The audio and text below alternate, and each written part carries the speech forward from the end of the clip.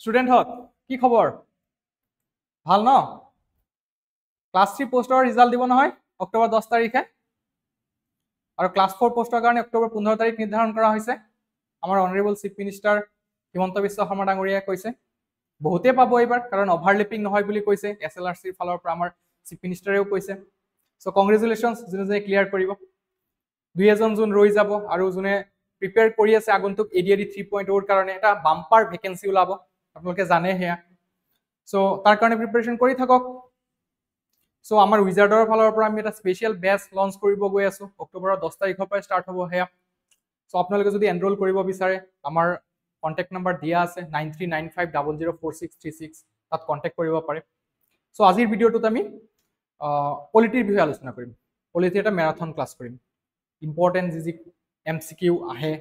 বছৰ আহা দেখা পোৱা যায় তো আমি এইখিনি আলোচনা কৰিম সো এই ক্লাসটো কন্টিনিউ আমি কৰি যাম সো সক প্ৰথম কোৱেশ্চনটো মই লৈছো salaries of the judges of the Supreme Court of India are specified in the schedule অনুসূচিত কোনটো অনুসূচিত জাজ সকলৰ স্যালাৰিছৰ কথা উল্লেখ আছে আমাৰ কেইটা অনুসূচী আছে শিডিউল আছে 12টা অৰিজিনালি কেইটা আছিল 8টা ৰাইট তাৰ পৰৱৰ্তী বছৰত আৰু 4টা যোগ কৰা হৈছে তো কোনটো অনুসূচিত আমি পাও কোনোবা এনসাৰ দিব পাৰিব অপশন চাব লাগে আচ্ছা সেকেন্ড থার্ড সিক্সথ নে সেভেন্থ কোনোবাই সেভেন্থ বুলি কলে সেভেন্থ হয় জানো সেভেন্থত কি আছে ডিভিজন অফ পাৱাৰ্স আমি তাত ইউনিয়ন লিষ্ট স্টেট লিষ্ট আৰু কনকাৰেন্ট লিষ্ট তিনটা লিষ্টৰ কথা পাও কোনে কোনটোৰ ওপৰত ল বনাব পাৰিব পাৰ্লিয়ামেন্টে কোনকেটা সাবজেক্টৰ ওপৰত ল বনাব পাৰিব স্টেট লেজিসলেচাৰে কোনকেটা সাবজেক্টৰ ওপৰত ল বনাব পাৰিব আৰু দুয়োটা চৰকাৰে কোনটোৰ ওপৰত ল বনাব পাৰিব এটো আমি কনকারেন্ট লিষ্টত পাও সো এটো হে আছিল 7 শিডিউল 6 শিডিউলত কি থাকে আমাৰ অসম মেঘালয় মিজোৰাম আৰু ত্ৰিপুৰা এইবিলাকত শিডিউল ট্ৰাইবছৰ কাৰণে কিছুমান স্পেশাল প্ৰভিজনছৰ কথা উল্লেখ থাকে হয়নে আমাৰ অসমত তিনিটা 6 শিডিউল এৰিয়া আছে Bodoland territorial area district BTC বুলিও কোৱা হয় বড়োলেণ্ড টেৰিটৰিয়েল কাউন্সিল তাৰপিছত কাৰ্বি আংলং অটোনমাস কাউন্সিল আৰু Dima Hasao autonomous council so এইখিনি আমি 6 শিডিউলত পাও থাৰ্ড শিডিউলত কি থাকে এফাৰ্মেশনস বা ওথ টেকিং শপত গ্ৰহণৰ ফৰ্মছবোৰৰ কথা আমি থাৰ্ড শিডিউলত পাও সেকেন্ড শিডিউলত কি থাকে স্যালাৰিছৰ কথা প্ৰেসিডেন্টৰ স্যালাৰি ৰাজ্যসভাৰ চেয়াৰম্যান ডেপুটি চেয়াৰম্যানৰ স্যালাৰি লোকসভাৰ স্পিকাৰ ডেপুটি স্পিকাৰৰ স্যালাৰি স্টেট লেজিসলেচাৰৰ স্পিকাৰৰ স্যালাৰি ডেপুটি স্পিকাৰৰ স্যালাৰি লেজিসলেটিভ কাউন্সিল থাকিলে আপোনাৰ চেয়াৰম্যানৰ ডেপুটি চেয়াৰম্যানৰ স্যালাৰি এইবোৰৰ কথা আমি সেকেন্ড শিডিউলত পাও ৰাইট তো এনসাৰটো কি হ'ব অপশন এ সেকেন্ড শিডিউল আমি দ্বিতীয় প্ৰশ্নটো লৈ যাও the highest position in the country an IAS officer can aspire for is কাৰ কাৰ সপোন আছে IAS হোৱাৰ IAS ৰ ফুল ফৰ্ম কোনোবাই ক'ব পাৰিব কি হয় Indian administrative service yes correct IPS ৰ ইণ্ডিয়ান পুলিচ সাৰ্ভিস কাৰোবাৰ সপোন আছে নে IAS হোৱাৰ IPS হোৱাৰ কি পৰীক্ষা দিব লাগে UPSC yes ACS APS হোৱাৰ মন আছে তাৰ কাৰণে APSC দিব লাগে হয় আচ্ছা এজন IAS অফিচাৰে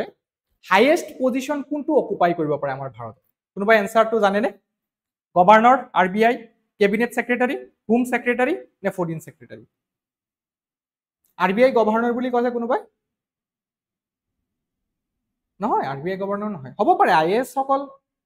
RBI গভৰ্ণৰ হ'ব পাৰে শক্তিকান্ত দাস যেনেকৈ আছিলে আগৰ আমাৰ RBI গভৰ্ণৰজন কিন্তু হেতু হাইয়েস্ট পোষ্ট নহয় the correct answer is cabinet secretary cabinet secretary John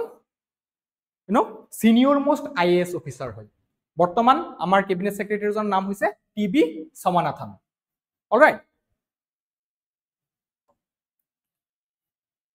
the governor is the dash of the universities in the state রাজ্যপাল জন ইউনিভাৰ্সিটিৰ কি হয় চ্যান্সেলৰ ভাইস চ্যান্সেলৰ চিফ এক্সিকিউটিভ নে প্ৰো চেঞ্চেলৰ ডিবেট চলি থাকে ইয়াৰ বিষয়ে আপোনালোকে জানে তামিলনাডুত গভৰ্ণৰ আৰু ষ্টেট গভৰ্ণমেণ্টৰ মাজত বিতৰ্ক হৈ থাকে সুপ্ৰিম কোৰ্টত কেছু হৈছে আৰ্টিকেল 143 ইনভোক কৰিব লগা হৈছে সুপ্ৰিম কোৰ্টৰ আন্ডাৰত যেটো মানে এডভাইজৰি অপিনিয়ন লয় প্ৰেসিডেন্টে ৰাইট সো এইবিলাক আমি ডিটেইলছত পঢ়ো আমাৰ যেটো মেইনস ক্লাস আছে সো আমি ইয়াত এমসিকিউ যেহেতু আলোচনা কৰি আছো আমি ইমান ডিপত আলোচনা নকৰো তো এনসাৰটো নিশ্চয় বহুতে জানে বহুতে এনসাৰ দিছে আপোনালোকে কি হয় চায়েন্সেল yes option A option A is the correct answer next question to Swami the executive power of the state is vested in the গণতন্ত্ৰত মুখ্যত তিনটা অংগ আছে কি কি এক্সিকিউটিভ লেজিসলেচাৰ আৰু জুডিশিয়াৰী আৰু এই তিনটাৰ মাজত সেপাৰেশন থাকে আমাৰ ভাৰতত এই তিনটাৰ মাজত সেপাৰেশন আছে আৰ্টিকল 50 এ কি কয় there shall be separation between executive and judiciary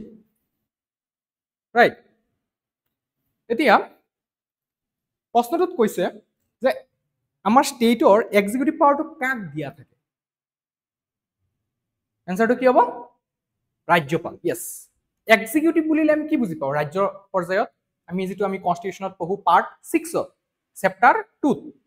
executive বুলি ক'লে আমি ৰাজ্যপাল মুখ্যমন্ত্ৰী council of minister advocate general of the state এই সমূহকে বুজি পাওঁ হয়নে সো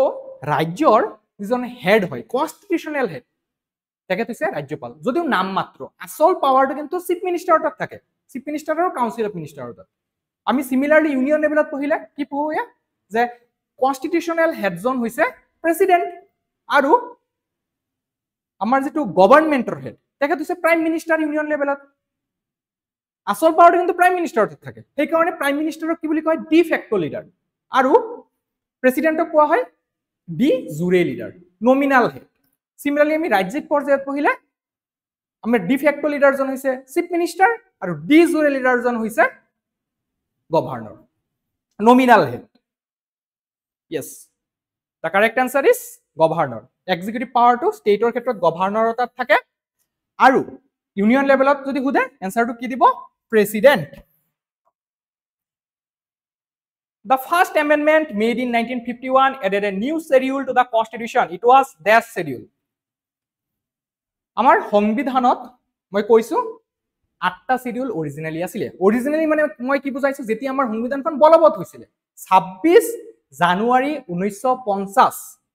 সেইদিনা আমাৰ সংবিধানখন বলবৎ হৈছিল অৰ্থাৎ কাৰ্যকৰী হৈছিল এনফোৰ্সড আমি কেতিয়া এডপ্ট কৰিছিলো 26 নৱেম্বৰ 1949 সেই দিনটো আমি কনস্টিটিউশন ডে হিচাপে উদযাপন কৰো সংবিধানিক দিব আৰু 26 জানুৱাৰী দিনটো আমি ৰিপাব্লিক ডে গণতান্ত্ৰিক দিৱস হিচাপে উদযাপন কৰো সেই দিনা আমাৰ ভাৰতৰ সংবিধানত 8টা শিডিউল আছিল পাৰ্ট আছিল 22টা আৰ্টিকেল আছিল 395 টা বৰ্তমান আৰ্টিকেল যদি চাই 448 শিডিউলস 8 পৰা 12 হল 4টা যোগ হল পাৰ্ট 22 পৰা 25 হল 3টা যোগ হল এতিয়া কোনটো শিডিউলত আছে আমাৰ যেটো ফাৰ্স্ট এমেন্ডমেন্ট কৰা হৈছিল কোনটো শিডিউল চেঞ্জ কৰা হৈছিল আপুনি গেছৰকো কৰিব পাৰে সব 8টা শিডিউল মই কলো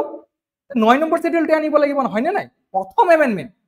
যদি এনেকৈ হুদিলে 7th এমেন্ডমেন্টে কি আনিছে বা 10th এমেন্ডমেন্টে কি আনিছে হেতুৰ আনসাৰ বেলেগ হ'ব পাৰিলে কিন্তু ফাৰ্স্ট এমেন্ডমেন্ট তো এনেকৈ কিছুমান লজিকো আমি এপ্লাই কৰিব পাৰো এক্সামবোৰ হয়নে সো আনসাৰটো কি হ'ব 9th schedule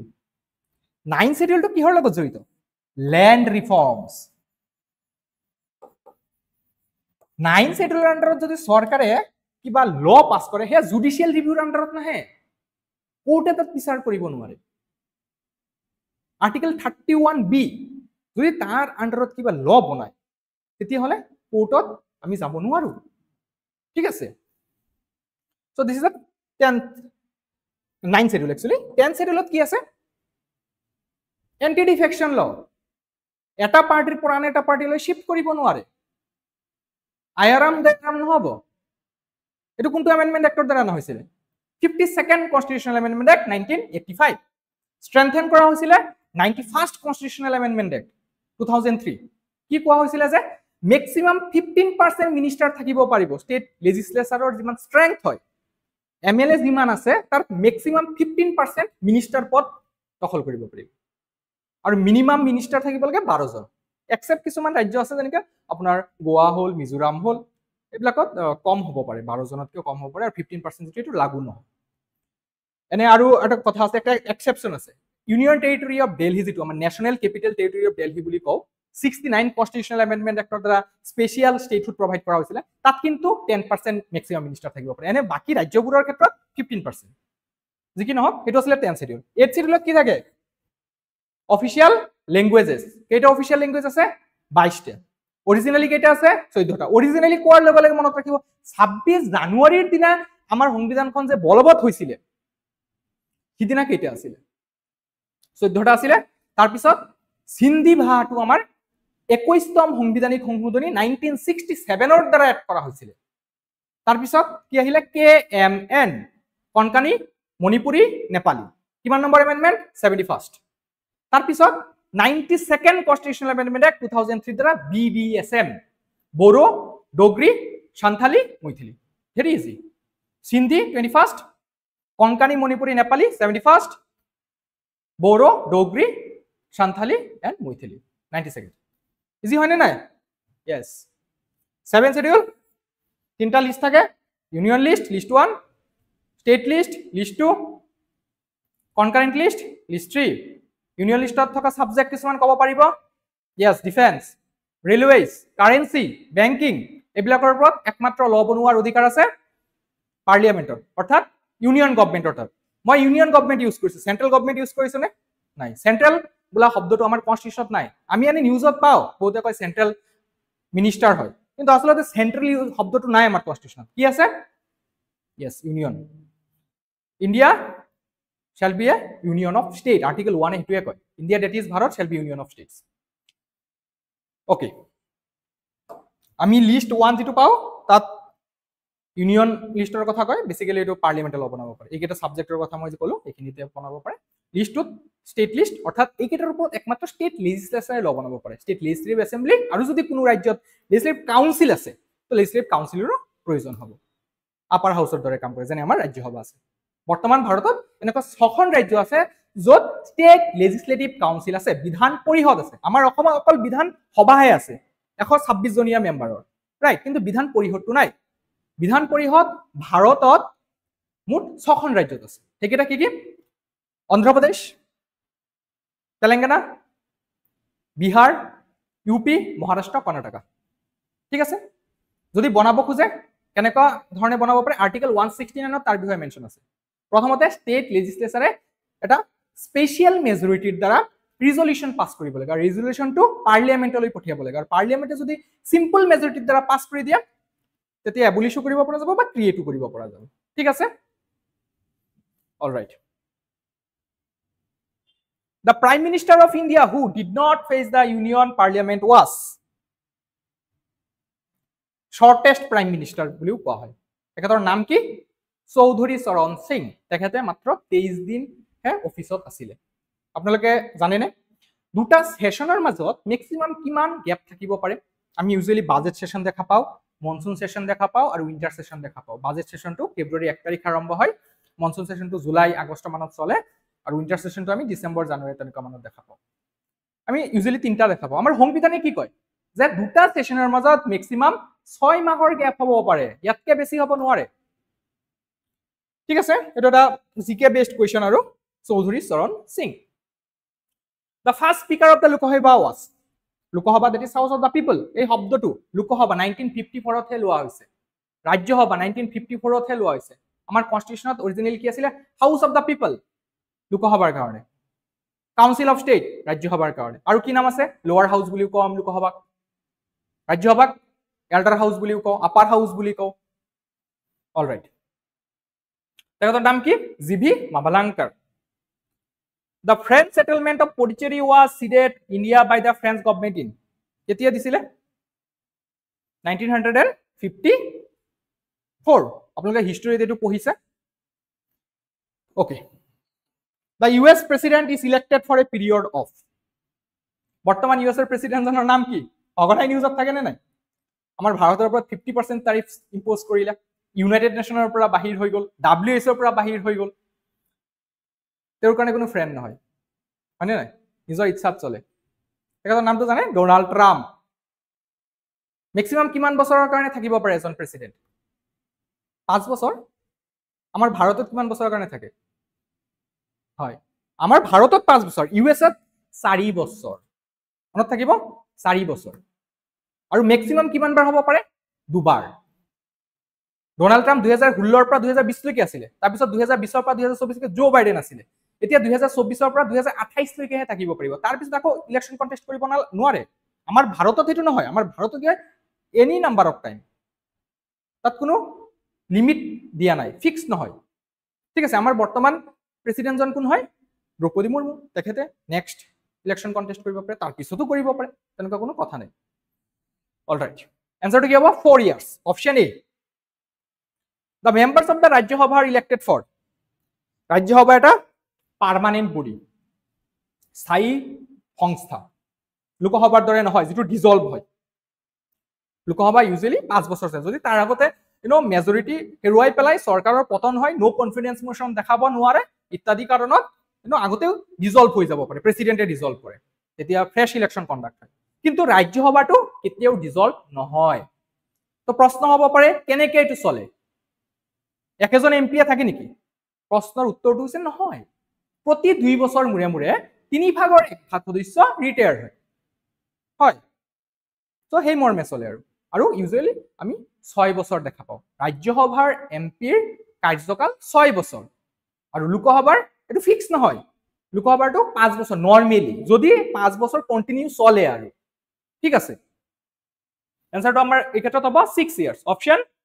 B Which one of the following writs is considered bulwark of individual freedom? What is writ? Basically, কিছুমান order যিবিলাক কোর্টে ইস্যু কৰে কেইটা রিট আছে 5টা habeas corpus mandamus quo warranto certiorari prohibition supreme কোর্টে আর্টিকেল 32 ৰ আন্ডাৰত এইকেইটা ইস্যু কৰিব পাৰে আৰু হাই কোৰ্টে আৰ্টিকেল 226 ৰ আন্ডাৰত দুটা আৰ্টিকেল মনত ৰাখিব article 32 and article 226 article 32 doctor B R. আম্বেদকাৰে কি বুলি কৈছিলে heart and soul of Indian constitution ভাৰতীয় সংবিধানৰ হৃদয় আৰু আত্মা কাৰণ পাৰ্ট 3 আৰ্টিকেল 12 ৰ পৰা 35 লৈকে যে আমি পঢ়ো যদি আমাৰ যিকেইটা 6টা ফান্ডামেন্টাল ৰাইট আছে হেকেৰে যদি খৰ্ব কৰা হয় কাঢ়ি লোৱা হয় ষ্টেটৰ দ্বাৰা তেতিয়াহলে আমি ডাইৰেক্টলি সুপ্ৰিম কোৰ্ট এপ্ৰোচ কৰিব পাৰো আমি হাই কোৰ্ট যাব পাৰি আৰ্টিকেল 226 আন্ডাৰত কিন্তু আমি ডাইৰেক্টলি যাব পাৰো সুপ্ৰিম কোৰ্ট যদি আমাৰ ফান্ডামেন্টাল ৰাইটস ভায়োলেট হয় গতিকে দিস ইজ দা ৰিমেডিয়াল প্ৰসেস এই কাৰণে ইয়াক কি বুলি কোৱা হয় হাৰ্ট এন্ড সোল এই যে আমি 5টা ৰিট পঢ়ো এটোৰ ভিতৰত কোনটো বালুৱাৰ্ক অফ ইন্ডিভিজুৱেল ফ্ৰিডম হয় আমি মিনিং কেটা জানিব লাগিব তাৰ কাৰণে habeas corpus is the answer habeas কৰ্পাসৰ মিনিং কি হয়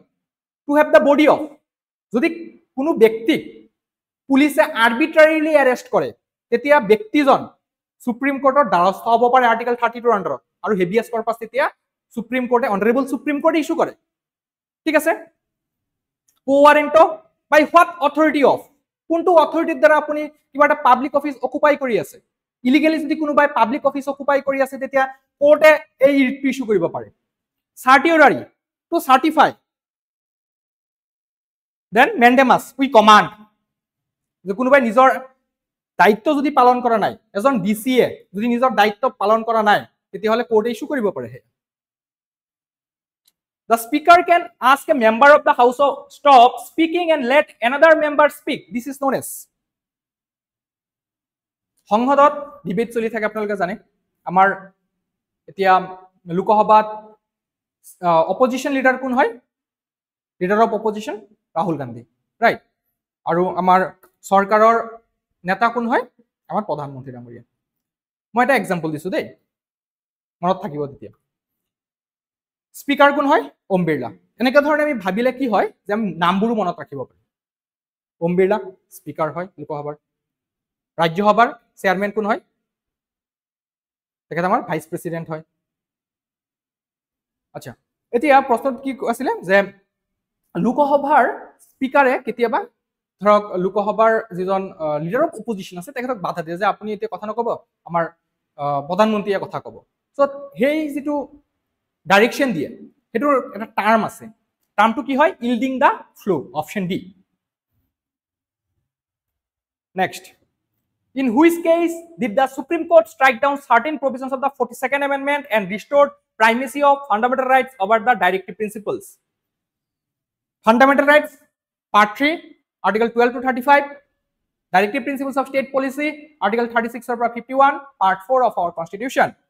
Directive principle of state policy কি কৰে? Social and economic democracy promote কৰে। আৰু fundamental rights কি কৰে? Individual democracy, personal liberty এইবিলাকক promote কৰে। Right? Fundamental rights আৰু DPSP ৰ মাজত যদি এটা কম্পাৰিজন হয়, কাৰ পাৱাৰ বেছি? সুপ্ৰিম কোৰ্টে একে গোপালন কেছ, এনেকুৱা ধৰণৰ সম্পক দুৰাইৰাজন কেছ এইবিলাকত কৈছিলে প্ৰথম অৱস্থাত যে fundamental right overrides the power of DPSP, fundamental rights greater than DPSP. তাৰপিছত কেশৱানন্দ ভাৰতী কেছ আছিল, তাত ক'লে যে দুয়োটাৰে পাৱাৰ একেই। কেশৱানন্দ ভাৰতী কেছটো পঢ়িছে 1973, লাৰ্জেষ্ট এভাৰ কনষ্টিটিউচনেল বেঞ্চ হয়, য'ত মোষ্ট প্ৰবলি 14 জন জাজ আছিলে। আজিৰ ডেটলৈকে হাইয়েষ্ট নাম্বাৰ অফ জাজেছ থকা কনষ্টিটিউচনেল বেঞ্চ। এনে কনষ্টিটিউচনেল বেঞ্চ গঠন কৰিব হ'লে আৰ্টিকেল 145 ক্লজ 3 আণ্ডাৰত মিনিমাম 5জন জাজ থাকিব লাগে। চ' এই যিটো আমাৰ কেশৱানন্দ ভাৰতী কেছ আছিলে তাত আছিলে 14। কিন্তু ইয়াত প্ৰশ্নটো সুধিছে যে কোনটো কেছত কৈছিলে যে 42nd এমেণ্ডমেণ্ট এক্ট বহুতকেইটা প্ৰভিজন ষ্ট্ৰাইক ডাউন কৰি দিছিলে। তো আপুনি লজিক লগাব পাৰে, আচলতে মিনাৰ্ভা মিলছ কেছটো এনচাৰ হয় ইয়াৰ। 1980 এইটো জাজমেণ্ট দিয়া হৈছিলে। আৰু 42nd এমেণ্ডমেণ্ট এক্ট কেতিয়া নাছিলে? 1976ত তেতিয়া প্ৰধানমন্ত্ৰী আছিলে ইন্দিৰা গান্ধী ডাঙৰীয়া। ইণ্টাৰনেল ডিষ্টাৰবেঞ্চ যেটো বৰ্তমান আৰ্মড ৰিবেলিয়ন কৰি দিয়া হৈছে, সো তাৰ আন্ডাৰত ইমাৰ্জেন্সি ডিক্লেয়াৰ কৰিছিলে। আচ্ছা, আমাৰ ভাৰতত ইমাৰ্জেন্সি কেইবাৰ ইম্পোজ কৰা হৈছে? National emergency article 352 আন্ডাৰত 3বাৰ। 1962 China war, 1971 Indo Pakistan war, এইটো লিবাৰেশ্যন ৱাৰ আছিলে বাংলাদেশৰ, আৰু 1975 এইটো ইণ্টাৰনেল ডেমক্ৰেচি হৈছে। আৰু বাকী দুটা যে হৈছিলে সেইটো কিহৰ ভিত্তিত হৈছিলে? ৱাৰ। তিনিটা গ্ৰাউণ্ডত হ'ব পাৰে, ৱাৰ, তাৰপিছত এক্সটাৰ্নেল এগ্ৰেশ্যন, আৰু বৰ্তমান আৰ্মড ৰিবেলিয়ন, আগতে আছিল ইণ্টাৰনেল ডেমক্ৰেচি। চ' সেই 42nd এমেণ্ডমেণ্ট এক্টত এই ইমাৰ্জেন্সি ইম্পোজ কৰাৰ পিছত বহুতখিনি বস্তু চেঞ্জ কৰা হৈছিলে আমাৰ সংবিধানৰ। সেইকাৰণে মিনি কনষ্টিটিউশ্যন বুলিও কোৱা হয়। আপোনাৰ পাৰ্ট 4 এড কৰা হৈছিলে, ফাণ্ডামেণ্টেল ডিউটিজ 10টা এড কৰা হৈছিলে শৰণ সিং কমিটিৰ ৰেকমেণ্ডেশ্যনত, চ' ইত্যাদি ইত্যাদি। এডমিনিষ্ট্ৰেটিভ ট্ৰাইব্যুনেল বনোৱা হৈছিলে। চ' এতিয়া ইয়াৰ বিষয়ে আমি পঢ়িয়ে থাকোঁ, যি কি নহওক। চ' তাৰপিছত 1980ত মিনাৰ্ভা মিলছ কেছ আহিলে, আৰু সেইটোতে কৈছিলে যে দুয়োটা ইকুৱেল হয়। ঠিক আছে, যে কোনটোৱে এটাতকে আনটো ডাঙৰ নহয়, দুয়োটাৰে পাৱাৰ ইকুৱেল হয়। Minerva Mills case 1980। Appointment of district জাজেছ in a state shall be made by them. আমাৰ ভাৰতত এটা কি হয়? Single integrated judiciary. কি হয়? Single integrated judiciary. এই কনচেপ্টটো আমি ক'ৰ পৰা লৈছো? US বুলি ক'লে বহুতে। জুডিচিয়াল ইণ্ডিপেণ্ডেন্স, জুডিচিয়াল ৰিভিউ, এইবোৰ বস্তু আমি USA ৰ পৰা লৈছো। কিন্তু আমাৰ যিটো ছিংগল ইণ্টিগ্ৰেটেড জুডিচিয়াল চিষ্টেম হয়, সেই আমি গভৰ্ণমেণ্ট অফ ইণ্ডিয়া এক্ট 1935 পৰা লৈছো। আৰু বেছিকেলি আমাৰ সংবিধানখন চাব গ'লে 90% কিন্তু গভৰ্ণমেণ্ট অফ ইণ্ডিয়া 1935 ভিত্তিতে গঠন কৰা হৈছে। কিছু সৰু সুৰা বস্তু আমি বেলেগ দেশৰ পৰা লৈছো, যেনে আমাৰ কনকাৰেণ্ট লিষ্ট অলপ আগতে কৈ আছিলো যে কনকাৰেণ্ট লিষ্টত থকা ছাবজেক্টবোৰৰ ওপৰত চেণ্ট্ৰেল গভৰ্ণমেণ্ট আৰু ইউনিয়ন গভৰ্ণমেণ্ট আৰু ষ্টেট গভৰ্ণমেণ্ট দুয়োটাই ল বনাব পাৰে। যেনে আপোনাৰ বিষয় বস্তু এডুকেশ্যন হৈ গ'ল, ফৰেষ্ট হৈ গ'ল, মেৰেজ হৈ গ'ল, ৰাইট। চ' যি কি নহওক, চ' সেই বস্তুবোৰ আমি বেলেগ দেশৰ পৰা লৈছো। কনকাৰেণ্ট লিষ্টটো আমি অষ্ট্ৰেলিয়াৰ পৰা লৈছিলো। ইয়াত সুধিছে যে ডিষ্ট্ৰিক্ট জাজক কোনে এপইণ্ট কৰে? সুপ্ৰিম কোৰ্ট, তলত থাকে ডিষ্ট্ৰিক্ট আপোনাৰ হাইকোৰ্ট, তাৰপিছত থাকে ডিষ্ট্ৰিক্ট কোৰ্ট, তাৰপিছত সাবঅৰ্ডিনেট কোৰ্ট, এনেকৈ আমাৰ ছিংগল ইণ্টিগ্ৰেটেড ষ্ট্ৰাকচাৰ হয়। সুপ্ৰিম কোৰ্টৰ জাজসকলক প্ৰেচিডেণ্টে এপইণ্ট কৰে, তাৰপিছত হাইকোৰ্টৰ জাজসকলক কিন্তু প্ৰেচিডেণ্টেই কৰে, ওট টেকিংটো কিন্তু গভৰ্ণৰে দিয়ে। তাৰপিছত তলত আমি আহি যাওঁ, তেতিয়া সেইবিলাক গভৰ্ণৰে কৰে। ঠিক আছে, ডিষ্ট্ৰিক্ট কোৰ্টৰ জাজ এজনক কোনে এপইণ্ট কৰিব? গভৰ্ণৰে কৰিব, in consultation with high court. Governor of the state in consultation with the High Court of the state. Option B. Next, according to Article 24, no child below the age of dash years shall be employed to work in any factory or mines. It is our fundamental right of pohe. Kunto article? Article 24. Yes. It is a punishable offense.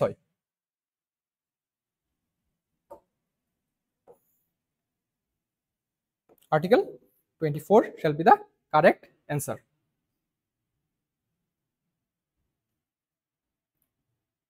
The cabinet system of government first evolve in cabinet চিষ্টেমটো ক'ৰ পৰা আমাৰ ভাৰততো আছে cabinet system আমি ক'ৰ পৰা লৈছোঁ এইটো ব্ৰিটেইনৰ পৰা প্ৰথমতে কিন্তু ব্ৰিটেইনতে ইভলভ হৈছিলে the parliamentary form of government first evolve in আমাৰ ভাৰতত কেনেকুৱা ধৰণৰ চৰকাৰ আছে প্ৰেচিডেন্সিয়েল নে parliamentary form of government yes parliamentary form of government য'ত prime minister is the head মই অলপ আগতে কৈ আছিলোঁ prime minister is the real head real executive head and president is the nominal executive head so' parliamentary form of গভৰ্ণমেণ্টত প্ৰেচিডেণ্টজন কাৰ মতে কাম কৰে council of minister headed by prime মিনিষ্টাৰৰ দিহা পৰামৰ্শ মতে আৰ্টিকল 74ত আমি সেয়া পঢ়োঁ 74, 75 those two articles are the main bulwark of our constitution আচ্ছা আমাৰ পাৰ্লিয়ামেণ্টাৰী ফৰ্ম অফ গভৰ্ণমেণ্ট ব্ৰিটেইনতে উদ্ভৱ হৈছিলে Britain is the correct answer the legislature of the USA is known as the আমাৰ যেটো লেজিসলেচাৰ আছে ইউনিয়ন লেভেলত কি বুলি কয় এইটো পাৰ্লিয়ামেণ্ট সংসদ স্টেট লেভেলত আমি স্টেট লেজিসলেটিভ এছেম্বলি বুলি কওঁ আৰু স্টেট লেজিসলেটিভ কাউন্সিল বিধান সভা আৰু বিধান পৰিষদ আমেৰিকাত কি বুলি কোৱা হয় লেজিসলেচাৰক কংগ্ৰেছ কংগ্ৰেছ পাৰ্টি নহয় দেই আমাৰ ইণ্ডিয়াত যেনেকৈ ইণ্ডিয়ান নেশ্যনেল কংগ্ৰেছ আছে আমেৰিকাত যেটো হিয়তৰ সংসদ তুলনা কৰিব পাৰে আমাৰ যেটো সংসদ তেওঁলোকৰো সংসদ কিন্তু তেখেতসকলৰ সংসদৰ নামটো হৈছে কংগ্ৰেছ আৰু কংগ্ৰেছ দুটা ভাগ আছে এটা হৈছে হাউস অফ ৰিপ্ৰেজেন্টেটিভছ লোৱাৰ হাউস আৰু এটা হৈছে সেনেট ঠিক আছে হাউস অফ ৰিপ্ৰেজেন্টেটিভছ এণ্ড সেনেট আৰু আমাৰ ভাৰতত যেনেকা লোকসভা আৰু ৰাজ্যসভা লোকসভাটো লোৱাৰ হাউস ৰাজ্যসভাটো আপাৰ হাউস আচ্ছা আৰু যেটো আমাৰ ব্ৰিটেইনৰটো কি বুলি কোৱা হয় লোৱাৰ হাউসটো কোৱা হয় হাউস অফ কমন্স আৰু আপাৰ হাউসটো কোৱা হয় House of Lords the gestation period of the Indian constitution was আমাৰ সংবিধানখন ৰচনা কৰোঁতে কিমান সময় লাগিছিলে আপোনালোক সকলোৱে জানে চাগে যে কনষ্টিটিউশ্যনখন বনাওঁতে আমাৰ 2 বছৰ 11 মাহ 18 দিন সময় লাগিছিলে 2 11 18 আপোনালোকে ৰিজনিংৰ ক্লাছ কৰে হয়নে নাই 2 + 9 11 11 + 7 18 9 7 তো তেনেকুৱা ধৰণৰ ট্ৰিক লগাব পাৰে যিকি নহওক আমাৰ সংবিধানখন কি হয় লংগেষ্ট লেন্ডিয়েষ্ট ৰিটেন কনষ্টিটিউশ্যন আটাইতকৈ দীৰ্ঘতম লিখিত সংবিধান হয় বিশ্বৰ ভিতৰত 25 পাৰ্ট আছে বৰ্তমান 12টা শেডিউল আছে আৰ্টিকল 448টা মান আছে এমেন্ডমেন্ট 106টা হৈছে আজিৰ ডেটলৈকে মোস্ট ৰিসেন্ট যেটো এটোৰ দ্বাৰা কি কৰা হয় লোকসভাত স্টেট লেজিসলেটিভ এছেম্বলিবোৰত 1/3 ৰিজাৰ্ভেশন প্ৰভাইড কৰা হয় ওমেন এমপি সকলৰ কাৰণে এটো এতিয়াও লাগু হোৱা নাই যেতিয়া আমাৰ নেক্সট হেৰি হৈ আছে সেন্সাস হৈ আছে 2026ত তাৰ ভিত্তিত ডিলিমিটেশন হ'ব আৰু এই ডিলিমিটেশনৰ পিছতে কিন্তু এই প্ৰভিজনটো আপকামিং যেটো আমাৰ লোকসভা বহিব বৰ্তমান 18th লোকসভা চলিছে 19th লোকসভাৰ পৰা মোস্ট প্ৰবেবলি হ'ব পাৰে The term law in Article 13 includes law. Article 12 আমি স্টেটৰ ডেফিনিশন পঢ়ো ফান্ডামেন্টাল ৰাইট যেতিয়া পঢ়ো স্টেট বুলি ক'লে আমি সৰকাৰৰ অধীনস্থ যিকোনো সংস্থাক বুজি পাওঁ পঞ্চায়তক বুজি পাওঁ মিউনিসিপালিটিক বুজি পাওঁ ডিসি অফিসক বুজি পাওঁ পাৰ্লিয়ামেন্টক বুজি পাওঁ লেজিসলেচাৰক বুজি পাওঁ চিফ মিনিষ্টাৰক বুজি পাওঁ গোটেইখিনি স্টেট হয় Article 13 ত কি পাওঁ আমি laws inconsistent with this part that is fundamental right part 3 So সরকারে যদি তেনেকুৱা কোনো ল পাস কৰে যেটো এই ফান্ডামেন্টাল ৰাইট ভায়োলেট কৰে আমাৰ ছটা যেটো ফান্ডামেন্টাল ৰাইটৰ ক্যাটেগরি আছে right to equality right to freedom right against exploitation right to freedom of religion cultural and educational rights right to constitutional remedies এই ৰাইটসবোৰ যদি ভায়োলেট কৰা হয় তেতিয়া হলে আৰ্টিকল 13 ৰ আন্ডাৰত সুপ্ৰিম কোৰ্টে সেই আইনটো কি বুলি কইব null and void ultra vires That is against the constitution, unconstitutional, আৰু strike down কৰি দিব পাৰে এটা এটা জুডিশিয়াল ৰিভিউ হয় আৰ্টিকল 13 আৰ্টিকল 32 আৰ্টিকল 226 এবোৰে জুডিশিয়াল ৰিভিউৰ কথা কয় সো ল মানে কি বুঝে এটো একচুয়ালি ইউপিএসসি স্টাইলত প্ৰশ্নটো হয় আমি জানিব লাগে ল কি হয় ordinances issued by the president or the state governor yes অৰ্ডিনেন্সকো কিন্তু ল বুলি ধৰি লওয়া হ'ব কাৰণ লৰ দৰে এফেক্ট হয় অৰ্ডিনেন্স কি হয় যেতিয়া আইন বনাবলৈ লেজিসলেচাৰ নাথাকে ইউনিয়ন লেভেলত তেতিয়া প্ৰেসিডেন্টে ল বনাব পাৰে আৰ্টিকল 123 আৰু ৰাজ্যিক পৰ্যায়ত গভৰ্ণৰ 213 1 আৰু 2 ইন্টাৰচেঞ্জ কৰি দিও 213 213 গভৰ্ণৰে কৰিব পাৰে যদি হাউস প্ৰেজেন্স নাথাকে মানে সেশনত নাথাকে ঠিক আছে এটা টেম্পোৰাৰী ল হয় ম্যাক্সিমাম টাইম লিমিট হয় 6 মাহ আৰু 6 সপ্তাহ 6 মান্থ 6 উইক টেকনিক্যালি আমি কম কিন্তু কেতিয়াবা মই চাইছো 6 মান্থো কৈ দিয়ে কাৰণ দুটা সেশনৰ মাজত 6 মাহ গ্যাপ থাকিব লাগে সো হেতুকে ম্যাক্সিমাম বুলি ধৰে আচ্ছা হেতুকে কিন্তু ধৰা হয় অৰ্ডিনেন্স যদি পাস কৰে হেতু লৰ আন্ডাৰত ধৰা হ'ব laws enacted by the parliament or the state legislature হেতু তো হবই বাৰু notifications by the executive হয় notification যদিও কিবা দিয়ে এটো ল বুলি ধৰি লয় আৰ্টিকেল 32 আন্ডাৰত বাই লস এটো হয় তো গুটে গিটা option A B C D all of the above option 4 right to property was under major controversy since its inception in the constitution of India with regard to its present position consider the following right to property মই আগতে কেটা fundamental right বুলি কৈছিলো 6টা মনত আছে আগতে আমাৰ 7টা আছিল ৰাইট টু প্ৰপাৰ্টিও কিন্তু আমাৰ ফান্ডামেন্টাল ৰাইট আছিল আৰ্টিকেল 31 ত যেটো ডিলিট কৰি দিয়া হল 44th কনস্টিটিউশনাল অ্যামেন্ডমেন্ট অ্যাক্ট 1978 ৰ দ্বাৰা বৰ্তমান আৰ্টিকেল 308 আছে এটো বৰ্তমান এটা আমাৰ legal right not a fundamental right আৰু এটা কথা কৈছো মই এই যে আৰ্টিকেল 32 আন্ডাৰত কৈছিলো যে ফান্ডামেন্টাল ৰাইট ভায়োলেট হলে সুপ্ৰিম কোৰ্ট যাব পাৰি এই যে আৰ্টিকেল 308 বৰ্তমান আমাৰ ৰাইট টু প্ৰপাৰ্টি আছে এইটো যদি ভায়োলেট কৰা হয় আৰু আমি সুপ্ৰিম কোৰ্ট যাব বিচাৰো নোৱাৰিম এই আৰ্টিকেল 32 আন্ডাৰত কাৰণ আৰ্টিকেল 32 আন্ডাৰত আমি ফান্ডামেন্টাল ৰাইট ভায়োলেট হলে যাব পাৰি নট লিগ্যাল ৰাইট আমি সো হাই কোৰ্ট যাব পাৰিম সুপ্ৰিম কোৰ্ট যাব নোৱাৰো কিন্তু হাই কোৰ্ট যাব পাৰিম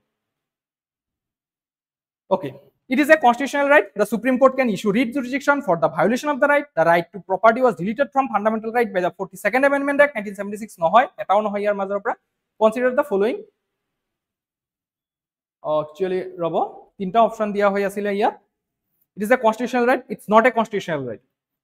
the supreme court can issue writ jurisdiction নহয় ইয়াৰ কাৰণে নোৱাৰে right to property delete কৰা হৈছিল 44th ৰ দ্বাৰা 42nd to mini constitution হয় তাৰ পিছত মিৰাৰজি দেশাই যেতি আছিল 44th amendment আনিছিলে এটো আন্ডাৰত এটো ডিলিট কৰা হৈছে সো এটো এটা হেৰি হয় আপোনাৰ অপশন মই লিখি দিছো লিগ্যাল ৰাইট ঠিক আছে মই লিখাত এটো দিয়া হোৱা নাই আচ্ছা নেক্সট কোৱেশ্চনটো আমি চাও consider the following name of the Ritz issued for so অলপ আগতে কৈছিল যে পাঁচটা রিট আছে গুটি কেটা মিনিং আমি জানিব লাগে ম্যান্ডেমাসৰ অৰ্থ কি হয় উই কমান্ড অপশন ডি 1D হৈ আছে তাৰপিছত প্ৰহিবিশনটো কি হয় forbid the inferior court in excess of its jurisdiction যেতিয়া তলৰ কোৰ্ট এটা নিজৰ জুৰিসডিকশন অতিক্ৰম কৰে ধৰক ডিস্ট্ৰিক্ট কোৰ্ট এটা অতিক্ৰম কৰিছে নিজৰ জুৰিসডিকশন তেতিয়া হাই কোৰ্টে ইস্যু কৰিব পাৰে বা হাই কোৰ্ট এটা নিজৰ জুৰিসডিকশন এক্সিড কৰিছে তেতিয়া সুপ্ৰিম কোৰ্টে কৰিব পাৰে হাই কোৰ্টে ধৰক গুৱাহাটী হাইকোৰ্টৰ জুৰিসডিকশন কোনখিনিত আছে অসমত আছে আৰু কৰবাত আছে নে অৰুণাচল প্ৰদেশ কোনোবাই কলে হয় আৰু নাই আছে নাগালেণ্ড আৰু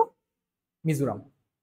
এই চাৰিখন ৰাজ্যৰ বাবে আমাৰ গুৱাহাটী হাইকোৰ্ট 231 আৰ্টিকেল আৰু 7 কনস্টিটিউশনাল এমেন্ডমেন্ট এক্ট এই দুটাৰ দ্বাৰা কোৱা হৈছিল যে কমন হাইকোৰ্ট থাকিব পাৰে দুখন বা তাতকৈ বেছি ৰাজ্যৰ বাবে একেটা হাইকোৰ্ট থাকিব পাৰে এইভাবে আমাৰ গুৱাহাটী হাইকোৰ্ট অসমৰ কাৰণে হয় অৰুণাচল প্ৰদেশৰ কাৰণে হয় আমাৰ নাগালেণ্ডৰ কাৰণে হয় মিজোৰামৰ কাৰণে হয় আৰু বাকি যিকেইটা আমাৰ নৰ্থ ইষ্টৰ ষ্টেট আছে গোটেইকেইটাৰ নিজৰ হাইকোৰ্ট আছে গুৱাহাটী হাইকোৰ্টৰ বেঞ্চবোৰ তাত আছে মণিপুৰ যেনেকৈ মিজোৰামৰ আইজলত আছে নাগালেণ্ডৰ কোহিমাত আছে আৰু অৰুণাচলৰ ইটানগৰত আছে সো আমাৰ কি হয় প্ৰহিবিশন টু কমান্ড এ পাৰসন তাৰ পিছত সাৰ্টিয়ৰাৰি that means to certify to quash the order of the tribunal certiorari কোনো এটা কোর্টে কিবা অর্ডার পাস কৰিলে হেতু কমপ্লিটলি কোয়াশ কৰি দিয়ে আৰু এটা কি হয় quo warranto by what authority of safeguard against the usurpation of public offices কোনোবাই যদি ইলিগেলি পাবলিক অফিস অকুপাই কৰে তেতিয়া এটো হায়াৰ কোৰ্টে ইস্যু কৰিব পাৰে সো আমি মিলাব লাগিব ন 1D আৰু 4 কি পালো আমি 4B 1D 4B 1D and 4B. So option 2 millias is the correct answer.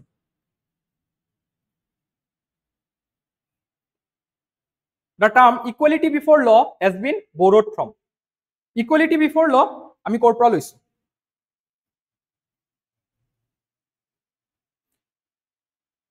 Great Britain, Government of India Act 1935, USA, ne Ireland. আপোনালোকে এনসাৰটো কমেন্ট সেকশনত জনাব আজিৰ ক্লাসটো ইয়াতে সামৰিছো আমি নেক্সট ক্লাছত আৰু কণ্টিনিউ কৰিম ক্লাছবোৰ আপোনালোকে কমেণ্ট ছেকশ্যনত জনাব কেনেকুৱা পাইছে থেংক ইউ আজি ক্লাছটো ইয়াতে সামৰিছোঁ দেই